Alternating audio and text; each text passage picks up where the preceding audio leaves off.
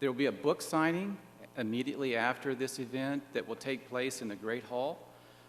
Eric has graciously agreed to do that. He's already signed a bunch of books beforehand, so that's very helpful. I wanted to do just a couple of things. First, I wanted to thank the people who are making tonight possible. And there are two couples that are huge Baylor alums and friends. Jerry and Susie Wilson sitting on the front row here, no strangers to Waco. We had a dinner conversation recently, and we were talking about Eric, and they had just heard Eric. And I said, well, my wife and I had been to Houston, and we had heard Eric, and it was just amazing. And I said, we'd love to have him to campus, and Susie said, let me see if I can work on that to help make that happen. And then she contacted some other dear folks, Don and Sue Wills. I see Don standing in the back waiting for his grandson, I believe, or his son, one or the other, and his wife, Sue. They're Baylor alums, and the parents of Kathy Wills Wright, another Baylor person. And so it's out of their generosity that we have this event. We're so thankful for them. Just a quick commercial about ISR. A lot of people want to know what ISR is, and there's not a good way to explain it. We are kind of a think tank on religion, and we study religion from all kinds of disciplinary perspectives, from history to political science to sociology to psychology and some other disciplines as well. And we do events like this on a regular basis. That's why there's a table set up in the narthex that you can look at to see some of the symposia that we've had this year. We have a couple more coming up this month later that are very exciting. But that brings us to tonight's event, and you are in for a real treat. Some of you are here because you've heard of the book Amazing Grace, written by Eric, that documents the incredible story of Wilberforce. And some of you are here because you've raised kids with VeggieTales, which he has also helped to produce. And others of you are here because you thought you might see his brand new book that even Eric hadn't seen till just about 20 minutes ago, because it's being released here tonight at Baylor, called Seven. And I'm sure he will plug that here just shortly. But most of you are here because of his wonderful New York Times best-selling book, Bonhoeffer. And Eric, we are really excited to have you at Baylor. It's our first time to have him on campus. Please join me in welcoming Eric Metaxas.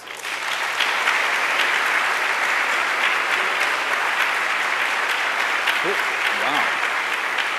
Thank you. Thank you so much, Byron, and thank you all for coming. I don't know when you snuck in here, but I was expecting about half this many people. I was right out there. I didn't see any of you come in here, so this is very gratifying to see such a full room. Now, I know this is being streamed into an overflow room, and I want to comfort the people in the overflow room and let you know, you probably wouldn't realize this because you're in the overflow room, but there is a stench in this room that you just want to praise the Lord that somehow you didn't get in here, because this is going to be, our eyes are watering and we're going to struggle through this. But I don't know what happened. Something obviously died and they couldn't get it out in time for the evening, and we're just going to soldier on. But somebody needs to open a window.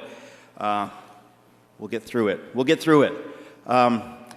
It's a joy to be here. I have been to Baylor once before for some kind of a symposium or something on humor.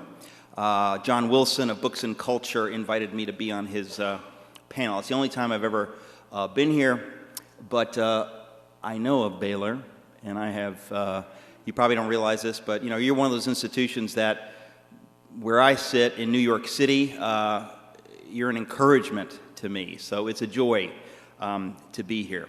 I want to tell you a little bit about myself, my story, kind of how I came to write the Bonhoeffer book, and then I want to tell you about Bonhoeffer, and then I hope we'll have a few minutes for Q&A. And you can form your questions now as I'm talking, and I just want to tell you in advance, I prefer true or false questions. So thank you very much. Thank you. Thank you. So, I want to thank Byron Johnson and ISR for setting this up, and the Wilsons and the Wilsons for making this possible. My story is a little strange. I'll give you the short version of it, but I was, no, I won't say that. Let me think. I was born in New York City. My mom and dad came from Europe. My father came from Greece, hence my surname Metaxas.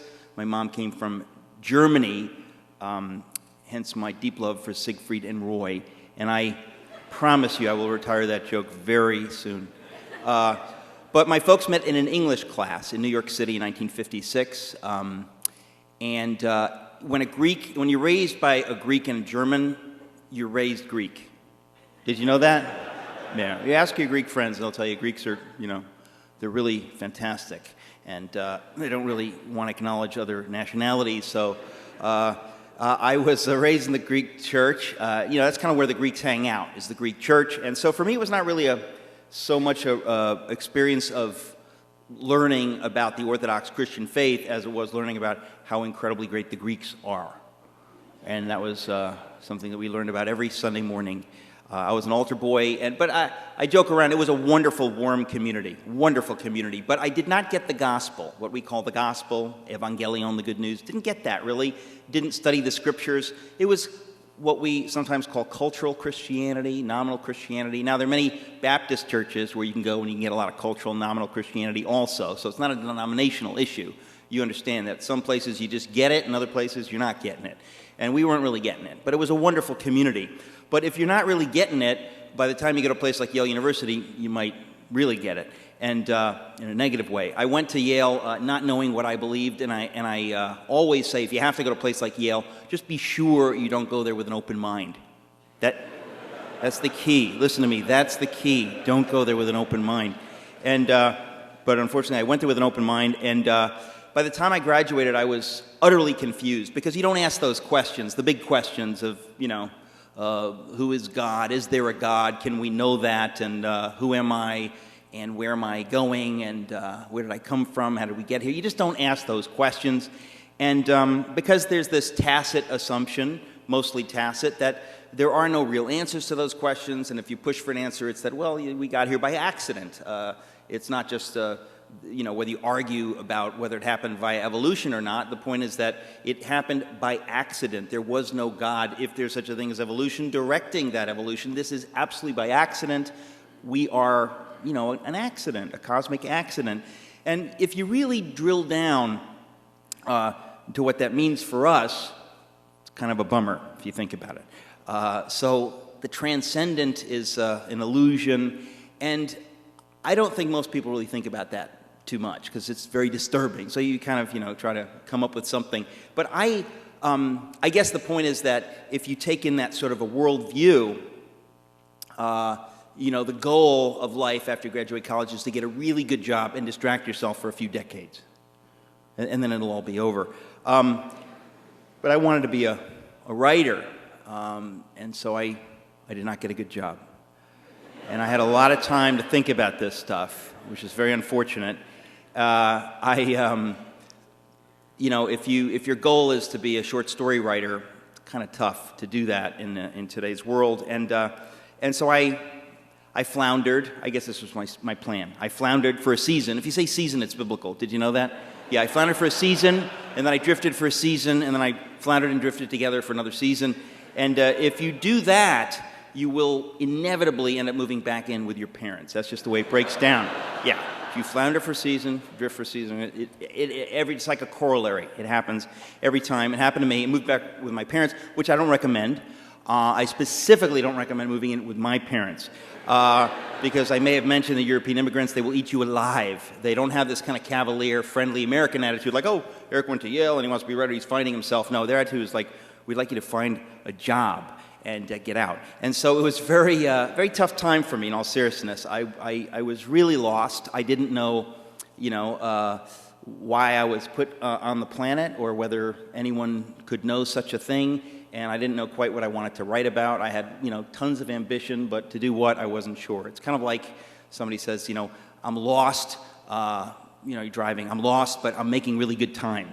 I was making really good time, but I was lost. So the year that I was living with my folks, I had to get some kind of a job to support my writing habit.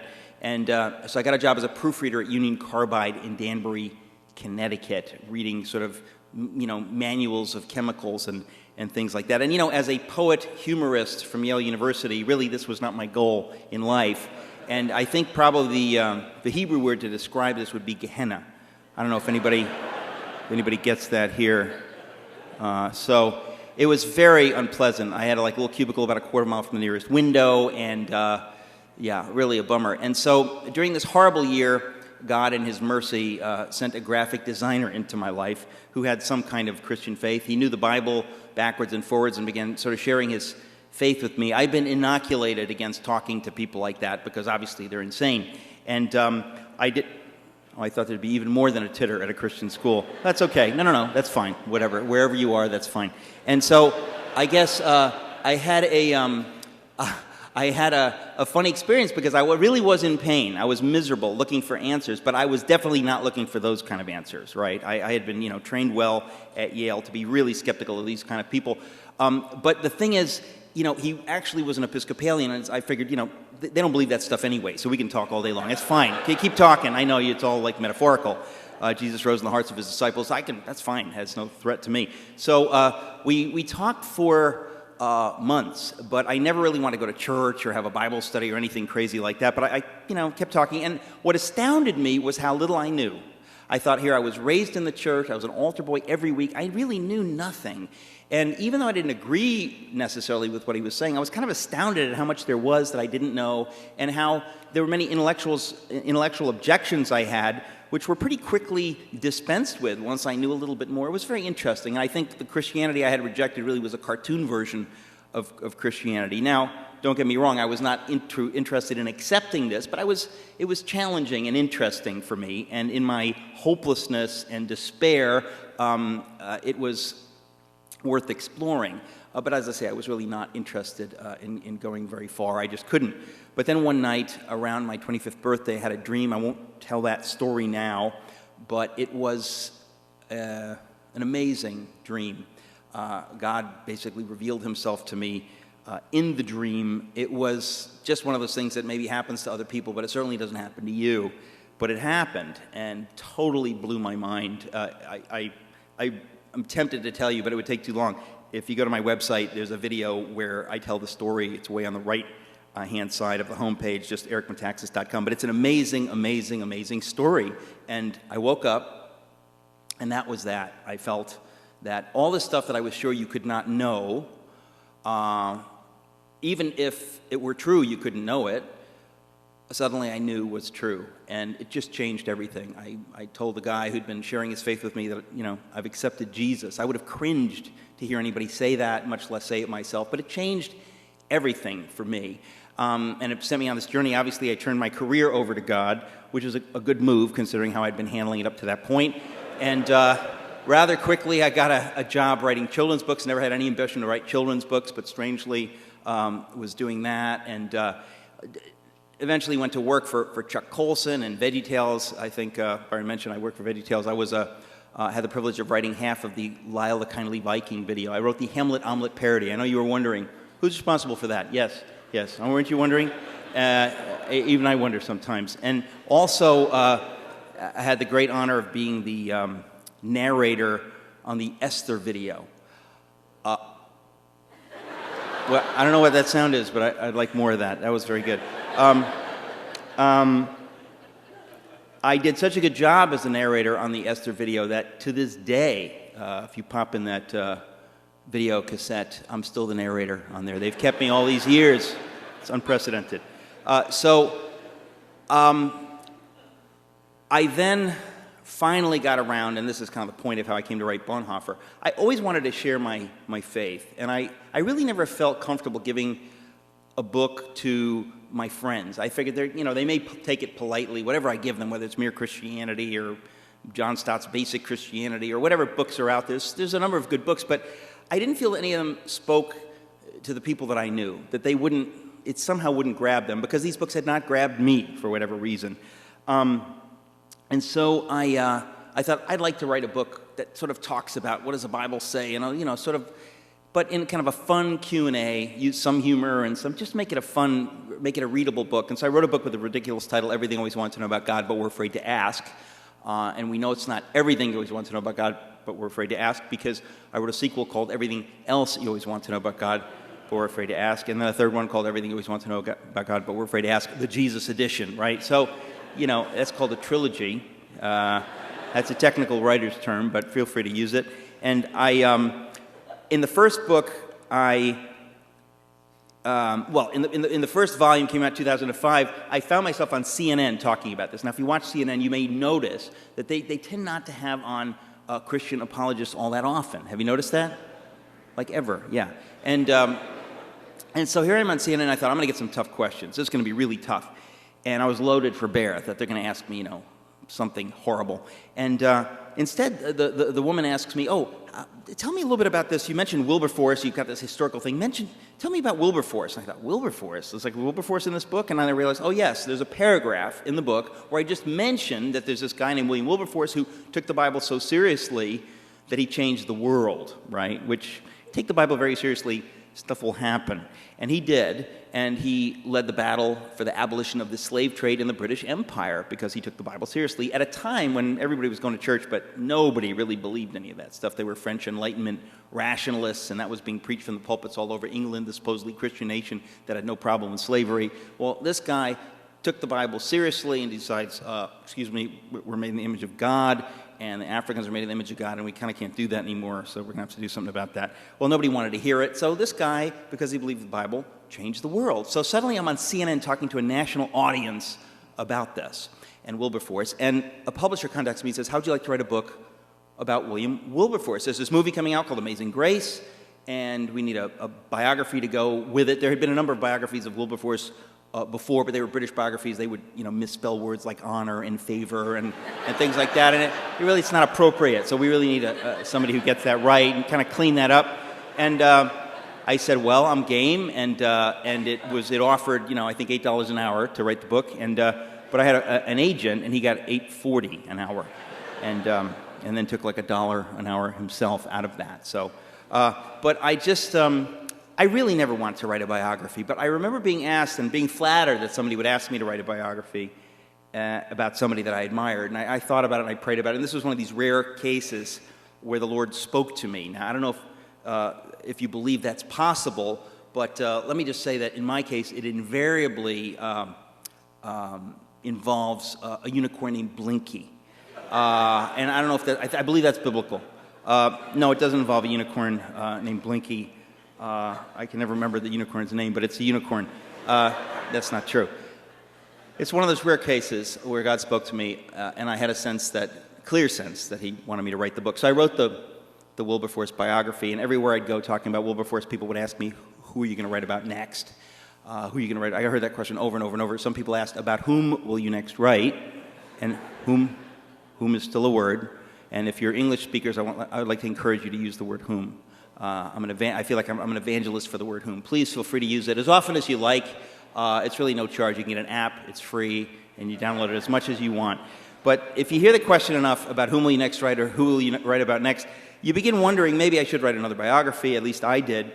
And I thought, there is only one person besides the great William Wilberforce who has captured my heart and mind and attention and imagination the way Wilberforce did, and that's Dietrich Bonhoeffer. Now, why Bonhoeffer? Because the summer I came to faith, when this person was sharing his faith with me, he gave me a copy, I remember, of Bonhoeffer's book, The Cost of Discipleship. And he says, have you ever heard about Bonhoeffer? He assumes, you went to Yale, you're German. Have you ever heard of Bonhoeffer? I said, no, who's Bonhoeffer? I've never heard of Bonhoeffer. And he tells me, Bonhoeffer is a German pastor and theologian who, because of his faith in Jesus, stood up for the Jews of Europe and was killed in a concentration camp. I said, are you kidding me? I've never heard this story. And, I kind of got upset. Why have I not heard that story? And then I remembered that I had attended Yale University. That's really that's the bitter key to a lot of this here. So I really was seriously amazed that I'd never heard this story. There's a guy who, because of his Christian faith, spoke out against Hitler, spoke up for the Jews, gets involved in the conspiracy against Hitler, goes to a concentration camp, and is killed by the Nazis. This is an amazing story. And so I read the book, The Cost of Discipleship, and I was profoundly moved by that book. I don't know if you've read it, but it's just extraordinary. I thought, I've never heard about Christianity like this.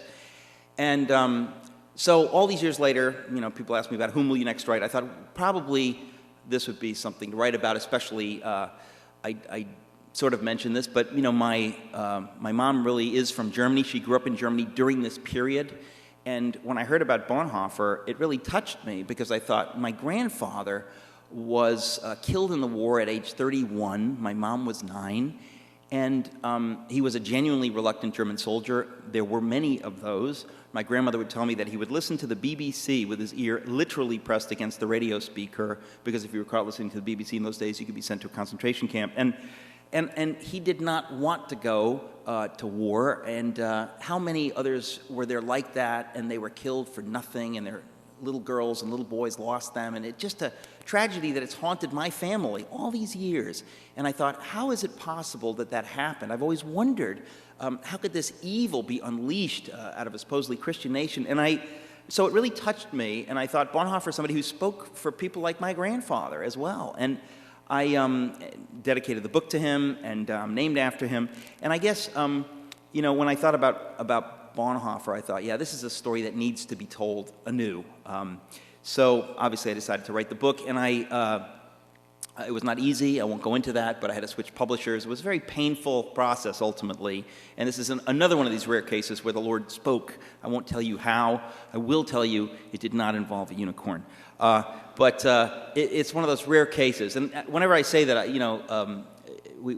those of us who claim that God speaks, you really need to know that it's God. You need to know the difference between your own will, between indigestion, between a headache, between schizophrenia, hallucination. Like, you need to know the difference, right? And if it's not God, you probably shouldn't say that it's God. But in this case, I will tell you it was, and I will tell that story another time. I'm going to write about it because some really miraculous things have happened. But this was one of these cases where I thought, okay, I guess I'm writing this book. I guess God has an opinion here. So I wrote the book, and it was difficult, but it was difficult, and I never expected the book to do well. I just wanted to get the job done and to move on to the next project. But obviously the book has struck a chord in some ways. I think that a lot of people have seen there are parallels that they see happening in the world today, various parallels, and maybe we can unpack that in the Q&A, but I never expected it to do well. I'm one of those people, and probably most of us in this room, you're used to working hard, but you're not really used to success. I'm certainly not used to success. So it has stunned me that the book has been a bestseller. It stunned me that as a result of writing this book, I got to meet 2 U.S. presidents. I should probably mention them, Harry Truman and James Polk. No? Maybe not. George W. Bush and Barack Obama, I got to meet them both. That's not something I take for granted. For me, this is a privilege to grow up as the son of working-class European immigrants, to get to meet presidents of the United States and to talk in front of them about these great heroes. Just a great joy. The book has now been translated into, I guess, its 15th language. I just found out. I'm not used to this. This is just a joy, and I thank God for it. After it's translated into these languages, by the way, it will eventually be translated back into English so that we can read it again. Thank you. So. But I'm just not used to this, and I thank God for it. But I do think it's because there is something about this story, right? Something about the life of this man that speaks to us today. So that's why I want to tell you about Bonhoeffer in the few minutes we have, and then hopefully we'll get a moment or two for Q&A. So, Dietrich Bonhoeffer, born in 1906. Now, you have to start with his family. He's born into what can only be described as an amazing family. There's just no way around it. I remember doing the research and thinking, who were these people? You can't help but feel jealous about this family. They were all geniuses, basically. His father was the most famous psychiatrist in Germany for the first half of the 20th century. I believe that's 50 years. Am I getting that right? Yeah? Century's 100, right? Thank you. Did you eat? Are you digesting now? It's okay. It's all right. And so you realize that this guy didn't come up out of a vacuum. This is a genius whose father was a super genius. His mother was a genius. His brothers and sisters are geniuses. His brother, Carl Friedrich, goes into physics.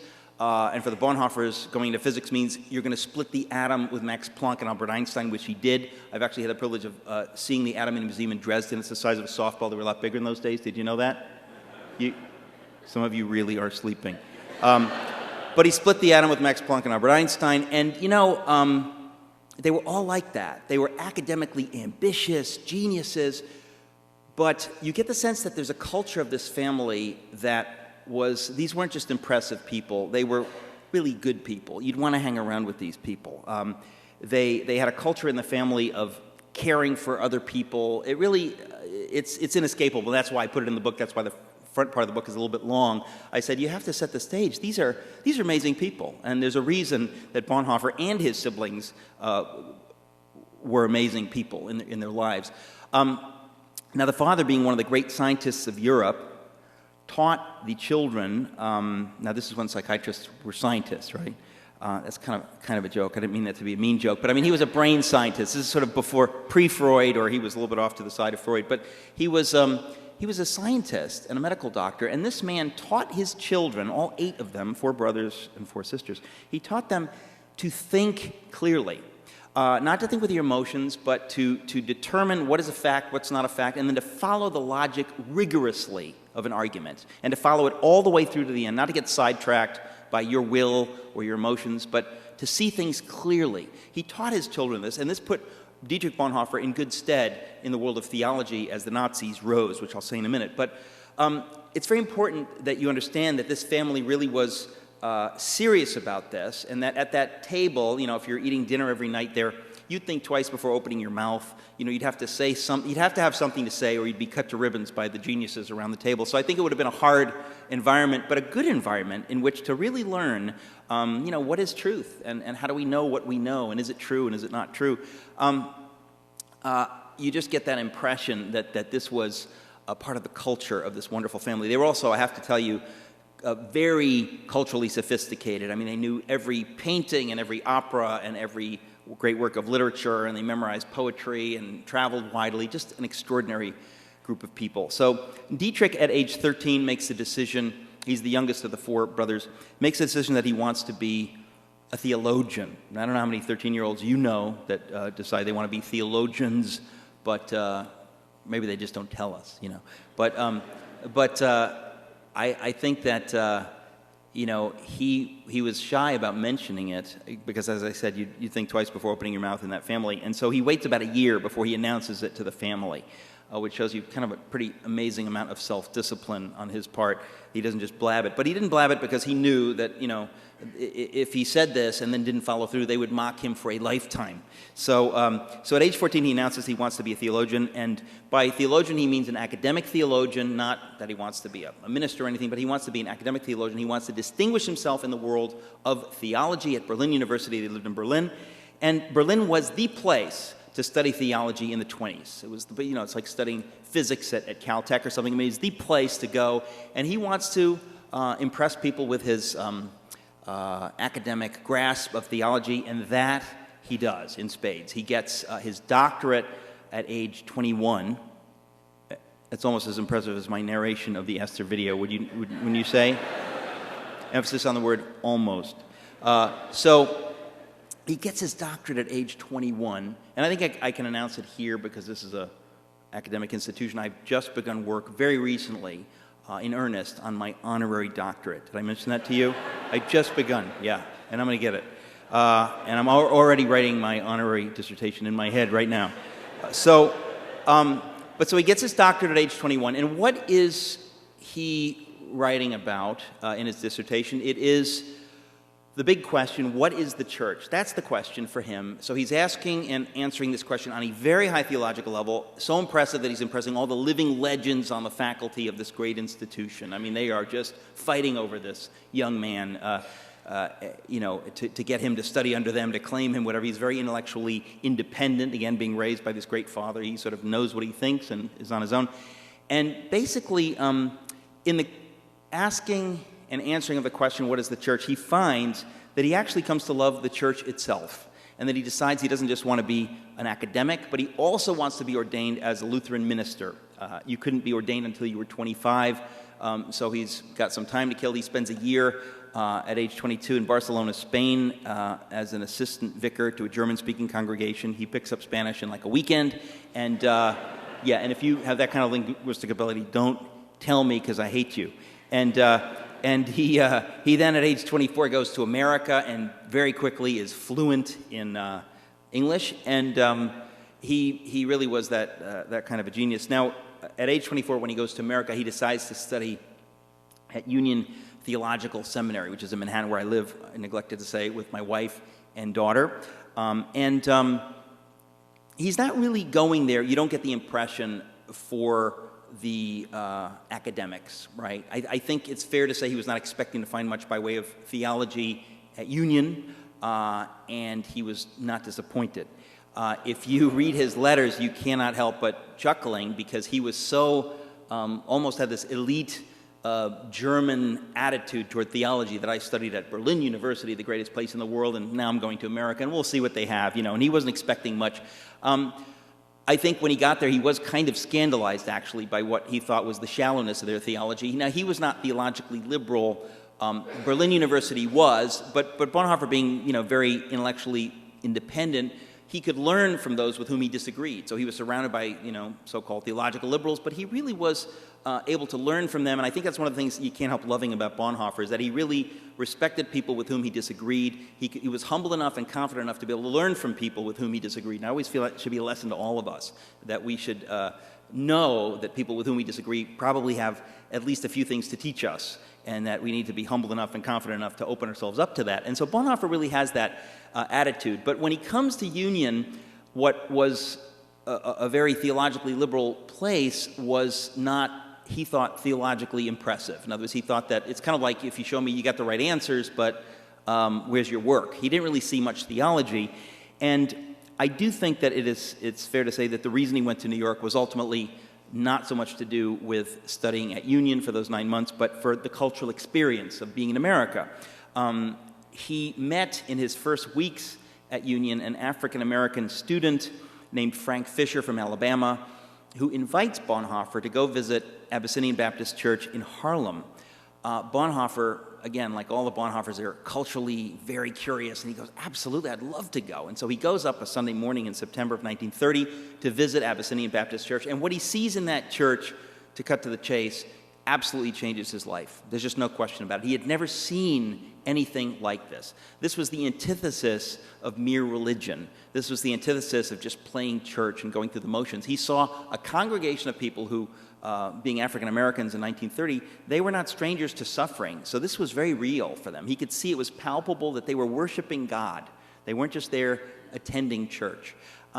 The worship, the music, was not just music. It was, first of all, transcendent music, but it was real worship. He could see this, that this is real. It's visceral and palpable, and it moves him. It moves him so much that he decides to go back to this church in Harlem every Sunday that he can while he's in New York. And that's a pretty strange thing for a 24-year-old, tow-headed, bespectacled Berlin academic to be going up to Harlem every week to a church, but he did. He was so moved by it. It was fiery gospel preaching, but lived out. In other words, it wasn't just you assent to these doctrines and you're a Christian and you're done, I'll see you next week. No, you have to live it out. Christianity is a 24/7 thing. If you believe this, if you believe Jesus rose from the dead, then that puts you in debt. And then you've got to live your life loving others and serving the community and all this kind of stuff that goes along with actually living out your faith. Bonhoeffer saw this lived out in this congregation. It so impressed him that not only did he worship there every Sunday, he taught Sunday school there. He got involved in the lives of the congregation, got to know people, traveled with prominent African Americans down to visit Howard University, where Thurgood Marshall would have been during those years studying as undergraduate. I mean, just fascinating. And this does something for him, so that when he goes back to Germany in the summer of 31, his friends can see that he's different. Now, he had been, I think, theologically orthodox before that. If you read in my book, I quote a lot. There's tons of Bonhoeffer in the book. It's one of the reasons it's so thick. But I quote a number of things that he writes before he goes to Germany, and it's really clear he gets the gospel. This is not a guy who didn't get it. He got it probably better than anybody in this room. He was just an amazing mind. But clearly, this experience in this African-American church in New York touches his heart, and his friends can see this when he gets back to Germany, that he's changed. He takes God more seriously, not just the academics and the theology, but somehow his ambition is to be an obedient disciple of Jesus Christ. He has been changed by this experience in the black church in Harlem. And his friends can see it. He begins saying things from the pulpit talking about the Bible as the Word of God, not just a text. He's living this out more and more. He begins stressing to his students of theology at Berlin University that, not only is the Bible the Word of God, but God wants to speak to us individually through the Bible. It's alive, and He is alive, and He's real, and He wants to speak to us individually. It's God's love letter. You're not hearing this kind of thing in the theology department at Berlin University in those days, and I don't think today very much either. I mean, it was quite a dramatic thing that he has taken this turn, but this experience in the black church affected him so that he really felt differently. Bonhoeffer had changed, and it's fair to say that Germany had also changed in that year. When Bonhoeffer left for New York, the Nazis were the 9th largest party in the Reichstag, the German parliament. When he gets back to Germany, they're the 2nd largest party in the Reichstag, and they're growing tremendously, and he feels, he can see that Germany is turning toward National Socialism as the great hope to pull them out of the misery of the of the Weimar Republic. Some of you know the history if you've read the book, that Germany's loss in the First World War was crushing, absolutely crushing. We know that the Versailles Treaty was kind of punitive damages that the Allies thought, we're not gonna try to help Germany get back on its feet. We're going to keep our boot on the throat of this nation so that they never do this again. And so just a horrible, humiliating number of years for the German nation, struggling with how can this happen to us? We were so great under the Kaiser, and now the Kaiser's been forced to abdicate. We don't have a monarch. We have this strange democracy. We don't know what to do with it. It's going nowhere. Economic misery, people starving. And so they turned to National Socialism and to this fiery orator named Adolf Hitler. Bonhoeffer sees this, and he sees where this is going. Somehow, the title of my book, by the way, is Bonhoeffer, Pastor, Martyr, Prophet, Spy. There's a prophetic element to him. I don't know if it's just because his father taught him to think so clearly that he could see what others couldn't see, or whether there's also a mystical element. I think that's actually a combination of both. But he seems to be able to see things, where things are going, and he begins to try to wake up his fellow Germans, and especially the church leaders, to say that the Nazis are not only not Christian, they're Gentiles, but they're not Christians, but they're anti-Christian. They're passionately opposed to actual Christianity, and they're using the church. Bonhoeffer sees this. He's one of the very few who sees this and begins to try to wake up the church to see what is happening. He says pointedly at one point that in Germany, Christians can only have one Savior, and that is Jesus Christ. Now, that was a sharp thing to say when Germany is looking to Hitler as a messianic figure, which they very much were. And you have to give them grace, because when you're in that much pain, you'll do a lot of stupid things. And they were turning to the Nazis. I think it's fair to say that they had no idea, most of them, where this is going. Bonhoeffer seems to sense where this is going. So he speaks out against this. In 1933, in January, Hitler becomes chancellor, and 2 days later, Bonhoeffer goes on the radio and gives a famous speech in which he dissects the so-called Führer principle. Now, Führer is the German word for leader, and the Germans, during the period of the Weimar Republic, had come up with this idea. It was very popular, the Führer principle, that we need in Germany, we need a strong leader. We had that under the Kaiser. He was this great monarch, and we need that kind of leadership. This rudderless, mush of democracy is not working for us. And so they saw Hitler as the Führer, this man who'd been appointed, whether by God or himself, somehow to save Germany, and they turned toward him. And so Bonhoeffer gets on the radio 2 days after Hitler becomes the Führer and dissects this false idea of the Führer principle as a tautology, a snake swallowing its own tail. He says that genuine leadership or true authority is authority that's submitted to a higher authority, which is to say God. Otherwise, where do you get your authority from? Where does it come from? True leadership is servant leadership, right? You serve those who are under you. And the model, of course, is Jesus washing the feet of his disciples, who would be first, the first shall be last and the last shall be first. Servant leadership. The men would die for that general. Why? Because he would die for them. It's just one of these principles, and Bonhoeffer's saying this is true leadership, and this is where you get real authority, and this is the opposite of the Führer principle. Hitler was self-anointed, self-appointed, autocratic, tyrant, and Bonhoeffer is trying to explain to the German people on the radio 2 days after Hitler becomes Führer what this is and what this means for Germany. Pretty quickly, the Nazis began to take over all of the culture.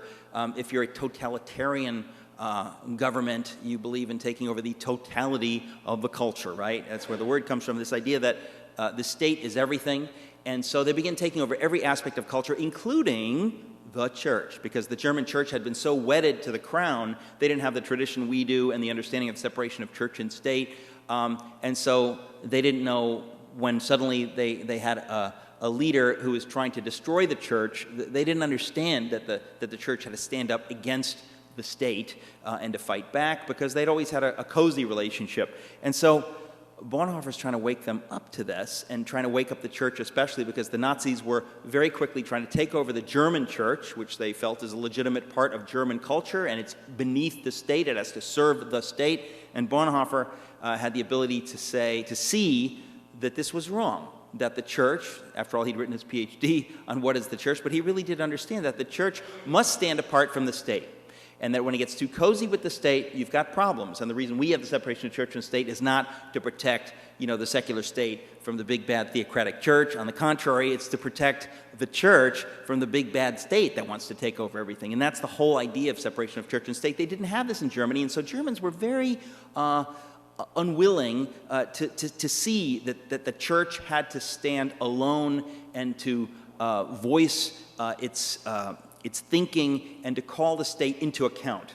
Bonhoeffer wrote a famous essay called The Church and the Jewish Question, because the flashpoint was this issue of the Nazis. If they're remaking the whole culture along National Socialist lines, well, that's a racial view, right? So that they want to make a great German nation, tribally pure, ethnically pure German. So everything that's German is good, everything Jewish is bad. So the German church must be devoid of all Jews. Now, there were hundreds of thousands of Jews that had converted to Christian faith over the years. Many of them had been ordained.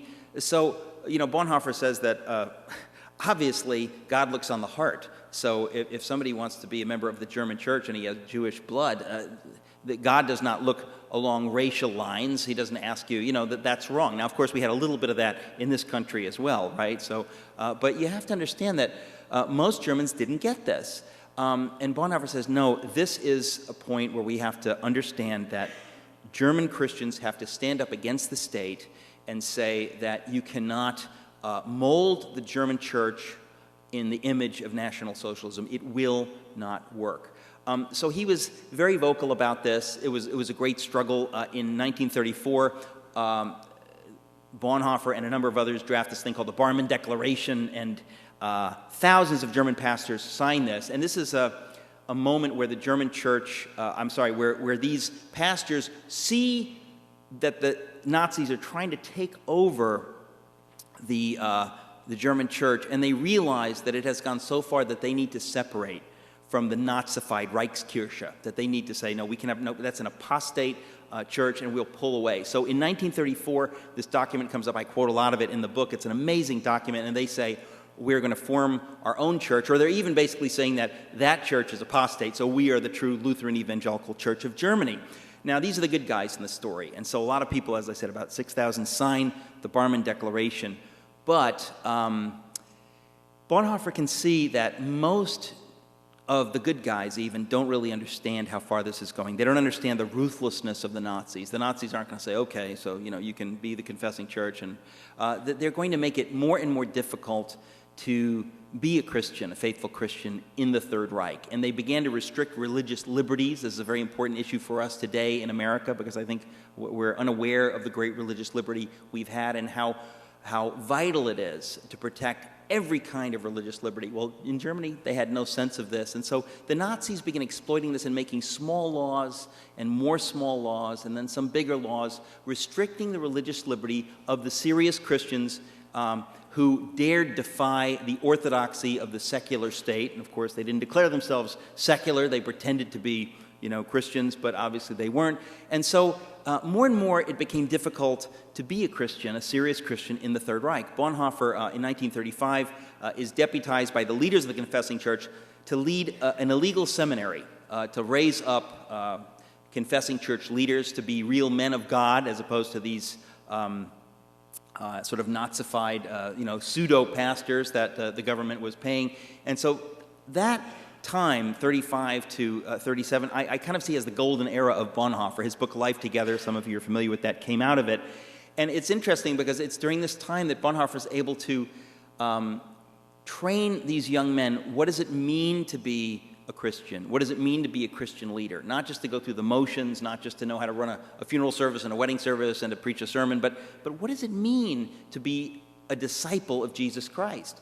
That's the church, right? What does that mean at a time when this wickedness is rising up? How do we deal with that? And he spends time doing that, and again, he writes about it in the book Life Together, but it's a glorious time for Bonhoeffer. But eventually, of course, the Nazis, who are becoming more and more powerful with each day, shut that down. That was at Finkenwalde on the Baltic Sea. Bonhoeffer kind of takes the teaching underground for another year and a half but then eventually the Gestapo shuts that down as well. He became more and more restricted in what he could do. He was forbidden from speaking publicly at one point, and then finally from publishing because he had the temerity to write a book on the Old Testament Psalms. Now, it's funny and tragic, but the German, the Nazified Reichskirche had determined that true German Christianity must be utterly devoid of all Jewish elements. Good luck with that project. They probably didn't realize Jesus was actually part Jewish, I think. Am I getting that right? And, of course, Mary was always Italian. We know that she's Italian. But there are many Jews in Scripture. And, so the Nazis said, we want to dispense with all that. And they really seriously meant to dispense with the Old Testament because it was too Jewish. Now, if you've read the Old Testament, you realize it really is pretty Jewish, isn't it? Yeah. When you look at it, it's kind of Jewish.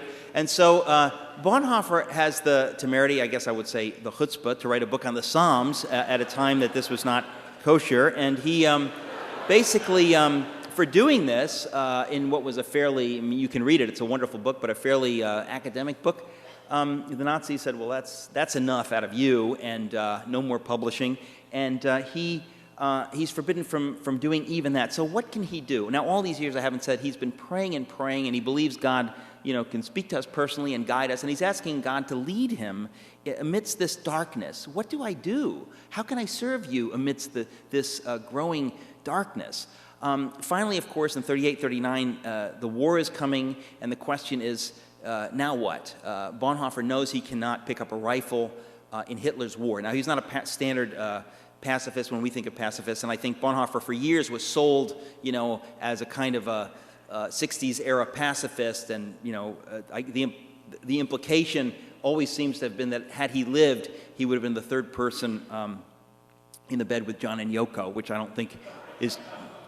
You just dated yourselves by tittering at that, Joe. I just want you to know. So, but Bonhoeffer wasn't that kind of a pacifist, but he was a Christian pacifist in the sense that he said, I'm not going to fight in a war of aggression, if it's to defend my country. But Hitler didn't want to fight a just war. He wanted to fight a war that was pure aggression, clearly revenge for the loss of World War I, revenge against the French and the English, and there was no doubt what he was doing. And Bonhoeffer knew that there was just no way he could fight in that war. And so the question was, what would he do when the war comes? And so what he meant to do initially was escape to America. He decides to go back to America. In 1939, a number of people pull strings, very big deal to get out of the country at that point with the war brewing. But even Reinhold Niebuhr, actually, the famous theologian, pulls strings so that Bonhoeffer can go across to America. He goes to America with the idea that, the war will come and he'll get trapped over there for a few years, he'll do his thing, and then he'll come back when it all blows over. But no sooner does he get off the boat in New York in 1939 in June, than he already is convinced that he's made a mistake.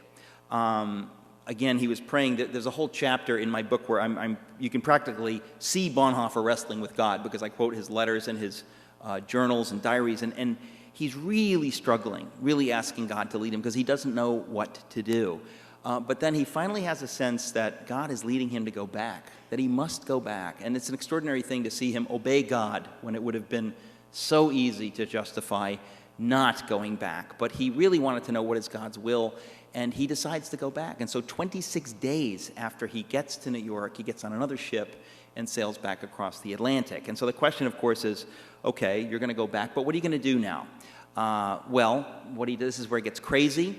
If you've read the book, Bonhoeffer gets involved, officially involved, in the conspiracy against Adolf Hitler. Now, he had been involved peripherally. His family, being extremely well-connected, knew what was going on, and there had been secret conversations in their own home with high-level figures going back to, 1933. I mean, absolutely. Bonhoeffer had been around those conversations, and he'd been giving moral support and sort of theological encouragement about the idea of standing up against the state and why it's important to be doing this and to be conspiring against the National Socialist government. But Bonhoeffer never really got involved in the conspiracy in any official way. But he decides now, when he comes back to Germany in July of '39, that he is going to get involved officially. His brother-in-law, I have to say, I can never to this day pronounce the name correctly, but it's Dochnani, that's it, sorry. Von Dochnani, his brother-in-law, was one of the leading figures in German military intelligence, the Abwehr, and the Abwehr was the center of the conspiracy against Adolf Hitler. So Bonhoeffer's brother-in-law invites him to join the Abwehr. So as the war comes now, it came, of course, at the end, in August of '39, he invites Bonhoeffer to join the Abwehr so that it will look like you're serving the Third Reich. Now you finally come to your senses, we're at war and you must serve the fatherland.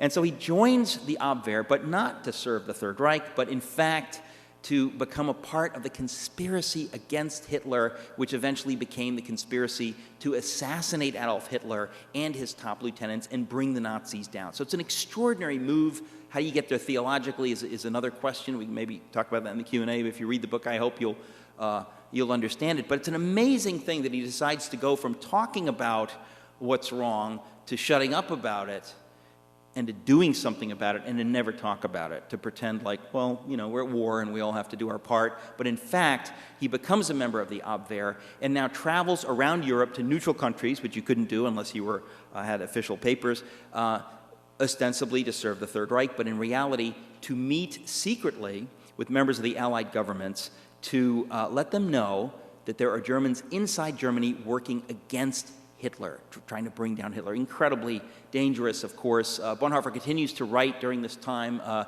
lot of people wondering what happened to Dietrich Bonhoeffer. He was such a good guy. Now he's actually working for the Abwehr. Very strange, and he wasn't really free to talk about what he was doing because it was, after all, a conspiracy, yes. And if you're involved in a conspiracy, you probably don't want to tell everybody. So it's a strange thing. Now, in 1942, Bonhoeffer falls in love. I did not expect, really, in my book to say anything new, but it turns out that the story of this incredible love affair and this engagement to Marie von Wedemeyer had never really been told in a narrative form before, and so in the book I end up telling that story because the letters between them were not really published until 1992 by Bonhoeffer's fiance's elder sister, whom I had the privilege of meeting in Germany a few years ago. And so that's an extraordinary chapter, actually a couple of chapters literally in the book, a beautiful story between the two of them. He just didn't expect to fall in love or get married with all the turmoil, but he does. But no sooner does the engagement get announced than in April of '43, Bonhoeffer is arrested. Now, he's not arrested for his involvement in the plot to kill Hitler, because that had not yet been discovered. He's arrested for his involvement in a plot to get 7 Jews out of Germany and into neutral Switzerland, Unternehmen 7, Operation 7. And so he's arrested, taken to Tegel military prison, treated reasonably well under the circumstances because, again, this was a military prison. Actually, Bonhoeffer's uncle was the military commandant over all of Berlin, so he was handled with kid gloves. It was not pleasant, but it could have been much worse. He continues to write letters, and he has great hope that he's going to get out, and that's really the key.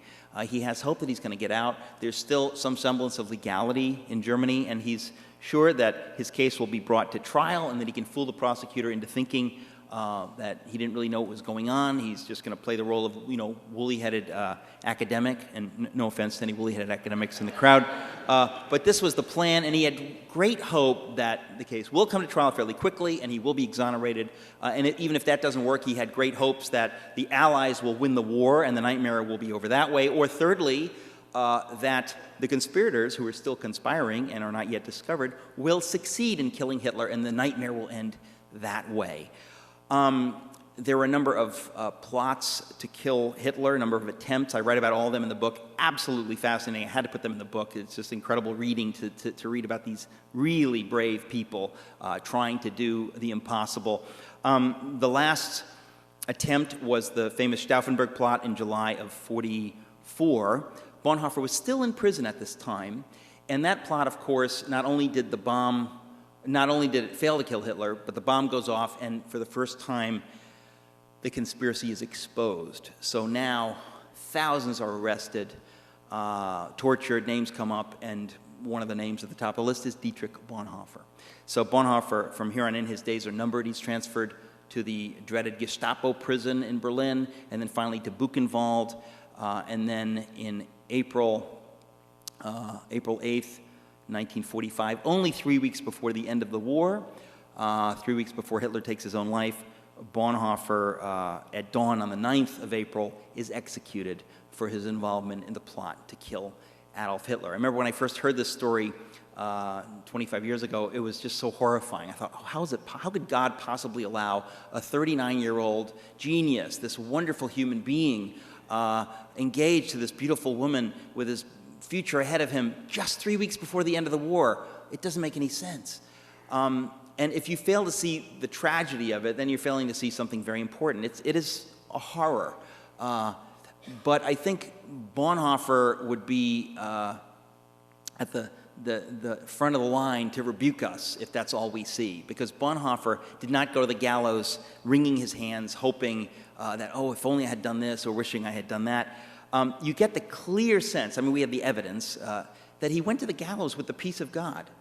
This was a man who had been prayerful from the beginning and all the way through, and really felt that if this is where things had led him, if his obedience to God had led him to this place, then it was okay, because his attitude toward death was a little different than the typical attitude. In fact, Bonhoeffer in 1933, 12 years before his death, preached a sermon on death in which he says that death is the most terrible thing imaginable unless it's transformed by faith. And Bonhoeffer tells his probably fairly staid Lutheran audience that morning that, to be a Christian, to actually believe in the God of Scriptures changes everything. Bonhoeffer says that anyone who has ever glimpsed the kingdom of heaven is from that hour homesick to be with God. Bonhoeffer makes it clear that that's normative Christian faith, that if you call yourself a Christian, then you know, and not you hope, you know that God has defeated death, that on the cross he kills death forever, and that we are invited into his resurrection life, and that is true, it is real, and that we must live with that. Bonhoeffer believed that. He preached it in 1933. It's clear that he lived it and believed it all the more strongly at the end of the war when he was killed, and that he went to the gallows, that he knew that this was true. He didn't hope that it's true, but he knew this was true. And so ultimately the story, rather than being merely depressing and tragic, is profoundly inspiring and encouraging, because it shows us that this is the life that God has for each of us. And not to say that we need to die young, but the point is that we need to die every day, so that we can be resurrected in the real life, the true eternal life of Jesus, and that we can live totally free from the fear of death. Because if you believe what Bonhoeffer believed, not only will you die differently, but you'll live differently. Bonhoeffer lived differently. I think this is why his story is so inspiring, and it's why so many people are so excited about this book and it's changing lives. Because when you look at the life of a man who really lived it, it's impressive. We need this. We need to be encouraged. It's not enough just to tell ourselves or to hear, what I should do and shouldn't do. But when you see it, it does something to you. This is a guy who really lived it. And I really think that God gives us the life of Bonhoeffer as a gift to encourage us to know that this is what God has for us. And when I say us, I mean us. I mean no exceptions. I mean, if you're created in the image of God, and I would say that's like 80% of us, right? Thank you. If you create in the image of God, it's God's will that we know him and that we die to self and be freed to accept his life. And it just changes everything. And I think that if the American church in particular could get a glimpse of this and could really know that this is God's will and could live that way, it would just change everything. it really would change everything. I think that mostly we've been asleep. We have. It's easy to sleep when you're not threatened, when everything is fine. Bonhoeffer is an example of somebody who was living in dark times and who really believed. And I think that we wouldn't be talking about him tonight if he had gone to the gallows wringing his hands. But this man really lived it. And so ultimately, it's a profoundly inspiring and encouraging story. I just wrote it. He lived it. And I think that it is really meant to encourage us, to encourage the American church, that this is real. It's not just for some select few. It's not extra credit Christianity. It's normative Christianity. It's kind of the only way to live if you want to know what God has to say about it. So, as I say, ultimately it's encouraging. So let me recommend him to you, just because I cannot begin to tell you how his story has encouraged me. So let me stop there, and I know we've got just a few minutes for Q&A. Thank you.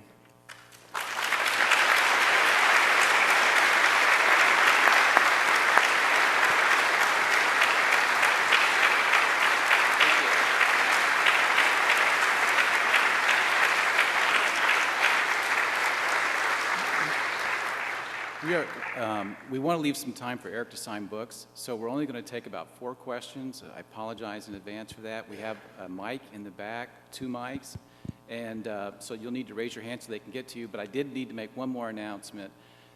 The chapel here is closed on Wednesday nights, so this is very rare that we would have an event here, but we reached out to Dean David Garland and said, we would love to do this event, and it's Eric Metaxas, and because it was Eric, they opened it up for us tonight, so we owe a debt of gratitude to Truett for allowing us to use this facility on Wednesday night. I just want to get that in there, and so now we'll open it up for a few questions. Yeah, it's Eric Metaxas. God is no respecter of persons. I think I'd like to point that out. Nonetheless, I'm flattered. My goodness. Okay, Q&A. As I said, I prefer true or false questions, so go ahead. Who has a question? There's a microphone. Oh, you have the microphone. Mr. Metaxas, thank you for the book. As someone who works on Bonhoeffer, pretty much it's all I do at this point. I'm working on my PhD. I appreciate the attention you've drawn to Bonhoeffer. And on my popular non-academic level, I'll say that. Go ahead. Anyone reading Bonhoeffer, I'm thankful for. And I agree that Bonhoeffer's example is key for American Christianity, for us getting Christ's call. In light of that, I want to ask about your statements about Bonhoeffer peace, and you invoked the phrase just war. Yeah. In light of that, the lodestone of Bonhoeffer scholarship, even Larry Rasmussen, who wrote his dissertation on Bonhoeffer actually having just war theory reasons, has said, and not in a John and Yoko type way, that pacifism actually does become normative for Christianity in Bonhoeffer's mind after his time in Abyssinia. And I think that's bared out even in Ethics and Letters and Papers, where Bonhoeffer says what he's done isn't justified, that it's not justifiable, that it's a violation, and therefore he casts himself on the forgiving God in hopes of forgiveness, so that if we're going to follow Bonhoeffer's ethic and example, we have to supersede pacifism as passive and just war theory. Neither one of those fits with his scholarship. Okay, from my reading of Bonhoeffer is that I think, first of all, I agree with, I think, almost everything you said. I just would tweak a little bit. Basically, it wasn't really Abyssinian. It was his time at Union, his friendship with Jean Lasserre, who's a Frenchman. Now think of this, okay? Germany and France, just like cats and dogs, are at each other's throats. Bonhoeffer goes to New York, meets a Frenchman who is a Christian, and realizes he has more in common with this French Christian than he has with most German pseudo-Christians. He understands that the church is not some nationalistic identity, and that the church, in fact, stands against any kind of tribalism, any kind of nationalism. So he gets that, right? And so I think the way all Christians ought to be, quote-unquote, pacifists, that we clearly, any kind of nationalistic aggression, any kind of, I would say, out of balance pride, any pride in one's nation that goes beyond pride in God in the nation, so to speak, right? Because I think pride is a good thing up to a point, right? That I want to be proud I'm a Metaxas. Well, it doesn't mean I'm better than anyone else, but we all appreciate our families, we appreciate our nations, but clearly that can go too far. And in the case of any kind of tribalism, any kind of chest-beating, militaristic sense, it's wrong. And Bonhoeffer stood against that. I think Bonhoeffer changes a little bit. In other words, I think that there was a time, if you look at it in context, the nationalism of Europe, of the nations in Europe, was so strong that for him to take that stand in 1924 and 25, being friends with Jean Lasserre, that it really did affect him. And that at that point, he would have said, I'm a pacifist, because to be a pacifist was to stand strongly against what was going on in Europe at the time. I don't think it carries over into saying, I don't believe in just war theory, or I guess Bonhoeffer would say, he had a lot of students, seminary students, for example, who went to war. And what I find dispositive, interesting, is that he did not speak to them theologically, explaining that this is wrong, you mustn't do that. That's very interesting that he didn't do that. And he had many, many chances to do that, and he almost goes out of his way not to do that. Go ahead, you had. I was just going to say on that particular point, to bring up context again, if they did not serve, having been called up, their families were also eligible to be killed in their place. Right. So I mean, that's well. not... No, I mean, I guess you're right. And so Bonhoeffer. Well, anyway, I don't want to dwell on this too much, but I do appreciate what you're saying. I think that at the end of his life, and this is like this kind of dodge where I don't understand it, but he does, when he decides to get involved in the plot to kill Hitler. You're right that he basically said. Now I don't know, and I think that they're different things. But at some point he clearly says that even if this is a sin, I'm willing to do it because I don't see an alternative, and I cast myself on the mercy of God. In other words, I'm going to commit this sin, and then I'm going to ask God's forgiveness for the sin. I don't get a sense clearly whether that's a theological dodge or what's going on. So that is complicated, absolutely complicated. And anyway, there's so much to say on that. I really appreciate it. That's a very thoughtful sort of corrective, because I think that we do need to understand how very seriously Bonhoeffer took this, and that he was not pleased. I think a lot of people think, okay, so Bonhoeffer thought Hitler needed killing, so, it's not such a big deal. It is a big deal. It is a big deal. But I think that the other side of it is that Bonhoeffer would have said, David killed Goliath, and we don't say, well, that's before David became a Christian and repented. That there's a place for that kind of thing, and it's very complicated, and we have to kind of go out of our way to try to solve things nonviolently. But I get the sense that he felt ultimately there is a place for it. There's a difference between killing and murder, and that this is killing to protect the innocent. That if there's somebody killing children out in the lobby, that is it okay for a sniper to kill the murderer? Because if you don't, at some point you're complicit in those murders. In fact, Bonhoeffer, one example is he asks, I don't remember who it was, but he keeps raising this question of if there's a drunken driver driving down the Kurfürstendamm, this main street in Berlin, killing people, pedestrians left and right, what should I do? Is it legitimate that I should ultimately kill him, that somebody should kill him to prevent him killing others? And so you do get into this kind of conundrum, because ultimately he believes yes, but it's not like he's happy about it. Anyway, thank you for that. It's very thoughtful. Sorry for the long response. Next, there's a question right down here, but there's no microphone. Sorry. Oh, look at that. She's meeting you halfway. Thank you. All right. My question was... No, what is it? Huh? Go ahead. I just love. I like to, It's like I love it when the waiter says, and the specials will be. It's like, no, they are. But go ahead. Yeah. Haven't you said enough? Am I turning red yet? I didn't. What? I actually didn't hear that. My question is, Bonhoeffer said in a letter to Carl Friedrich that he knew he was on the right path. Yeah. And he said that the one thing that he stumbled with was what other people thought of him. And obviously, this didn't stop him in the end. Most of, if not all of his life, he continued to do what he knew was the right thing. And I wanted to know, what do you think was the inspiration, what were the motivations that helped him overcome that crisis of conviction that he had, his belief, his understanding of the truth versus what the world was trying to make him think?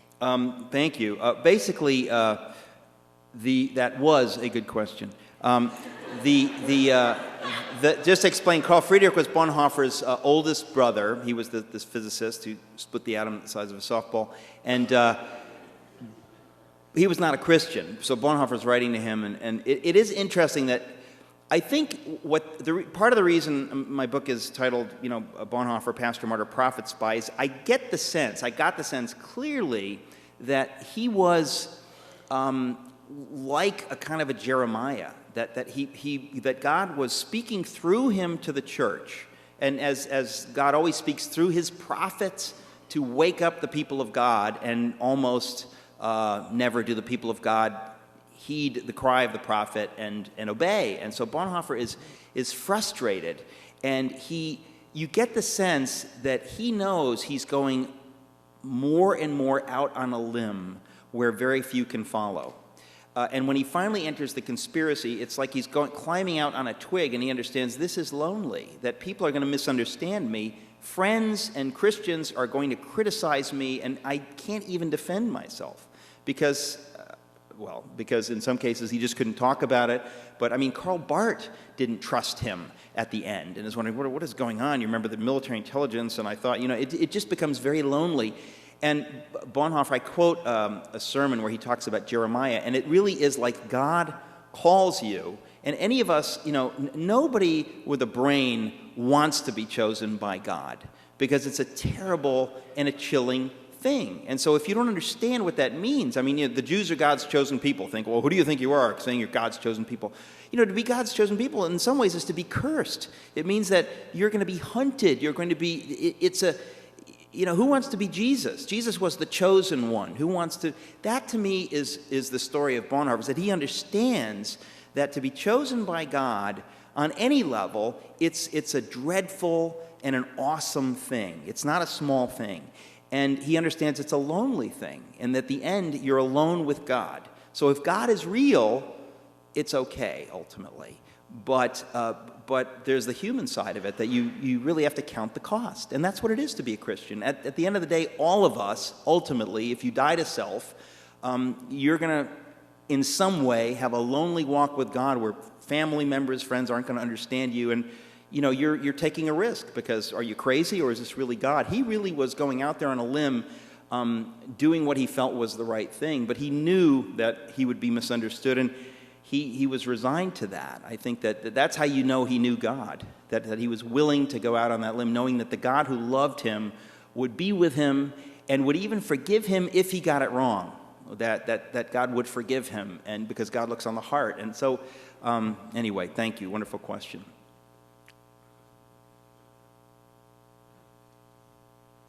I see hands. Raise them high so that, okay, maybe. Over there, okay, and then there's one over here, so go ahead.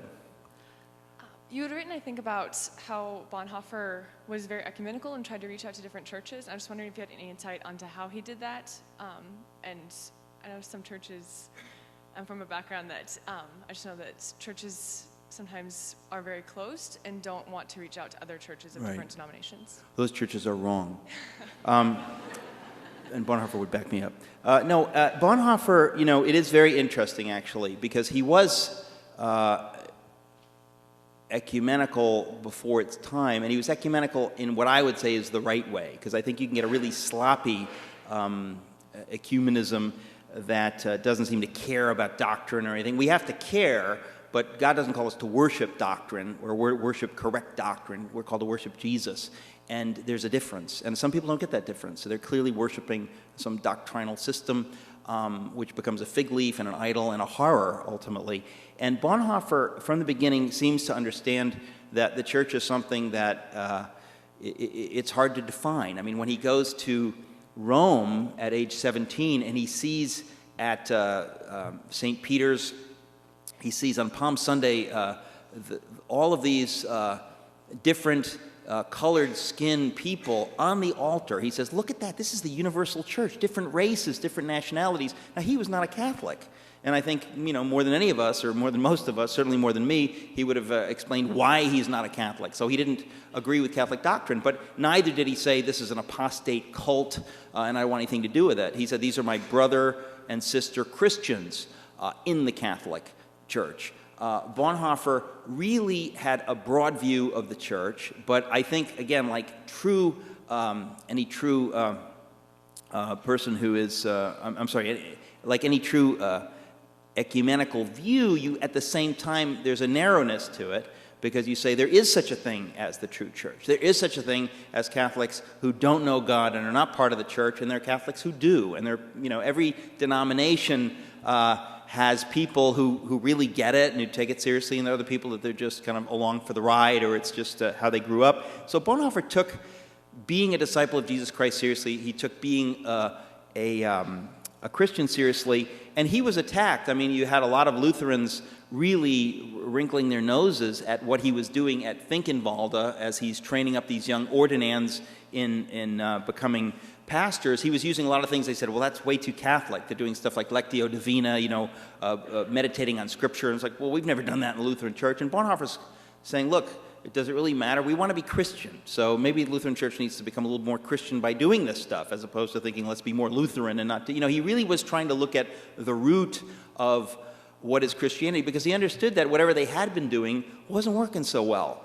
They really had to determine, had they missed God in some ways? And at the end, it's clear when he writes this famous phrase about religionless Christianity, he understood that the Lutheran Church in Germany, and he was, of course, a Lutheran, but he understood that the Lutheran Church had, betrayed Luther and betrayed Jesus in some ways and had become merely religious, that they were sort of going through the motions, and he said, that's not going to cut it. That's mere religion.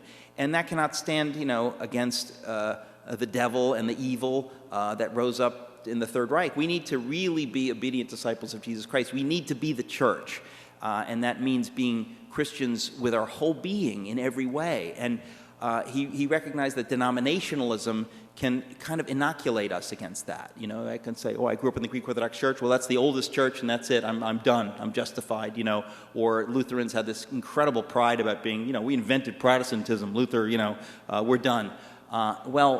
Bonhoeffer, he wasn't there. And I think that this is, it's an endless kind of debate. There are people, I think, who place so much emphasis on doctrine that they really end up worshiping doctrine, and that there's a kind of a joy in saying, for them, in saying like, well, you're out because you missed this or you missed that. And it always reminds me of the story of Solomon and the baby, right? The story where these two women say, that's my baby, and how does Solomon, the wise Solomon, determine whose baby it is? He says, we'll cut the baby in half and we'll give half to each of these women claiming it's your baby. And of course, the true mother says, no, don't kill the baby, give it to that other woman. That's how you know. And I think that there are many Christians who, they really do feel that they would rather have the baby cut in half, in the sense that they'd rather be right and have other people go to hell, whereas God weeps if somebody is outside the fold. And you see that a lot in people who can overemphasize, denominationalism and doctrine, that